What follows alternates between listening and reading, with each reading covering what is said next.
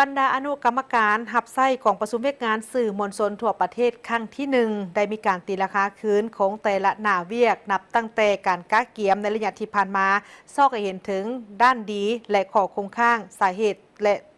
หตุต้นต่อพร้อมทั้งบทเรียนที่ถอดถอนได้รวมไปถึงการตีราคาคืนในระยะของการดำเนินกองประชุมเพื่อมีการเทียบเฮียงคืนถึงบรรดาเนื้อในและมติที่ได้มีการรับพ้องเอาในกองประชุมเพื่อสรุปรายงานต่อกรมการเมืองศูนย์กลางภาคในบ่ายของเมื่อวันที่ 17 กรกฎาคม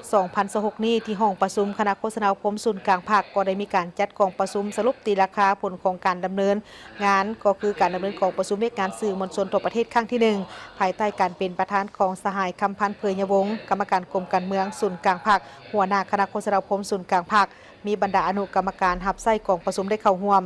สหายคำพันธ์เผยยวงศ์ได้แสดงความสมเสยและตีราคาสูงต่อกับผลของการดำเนินกองประชุมเวกงานสื่อมวลชนทั่วประเทศครั้งที่1ซึ่งเป็นกองประชุมที่มีความหมายสำคัญทางประวัติศาสตร์เนื่องจากว่าในระยะที่ผ่านมาการจัดกองประชุมในลักษณะดังกล่าวนี้แม้นยังบ่ทันได้รับการจัดตั้งปฏิบัติแต่ก็ได้มีการซี่นำอย่างใกล้ชิดจากทางคณะพรรคคณะนำและด้วยความเอาใจใส่ของแต่ละอนุกรรมการและภาคส่วนที่เกี่ยวข้องจึงได้เฮ็ดให้กองประชุมดังกล่าวนี้ดำเนินไปอย่างมีผลสำเร็จและได้กองประชุมก็ได้มีการสรุปตีราคาในแต่ละอนุกรรมการพร้อมกันตีราคาคืนถึงการจัดงานก็คือการรับผิดชอบแต่ละหน้าเวียกนับตั้งแต่การก้าเกียมในระยะที่ผ่านมาซอกให้เห็นถึงด้านดีและข้อคงข้างสาเหตุต้นตอและบทเรียนที่ถอดถอนได้และตีราคาคืนระยะการดำเนินกองประชุมพร้อมทั้งมีการเทียบเฮียงคืนบรรดาเนื้อในและมติที่ได้มีการรับพ้องเอาในกองประชุมเพื่อสรุปรายงานต่อกรมการเมืองศูนย์กลางภาคและสร้างเป็นเอกสารเป็นคู่มือเป็นปึ้มคู่มือและเป็นแผนการจัดตั้งพันขยายเนื้อใน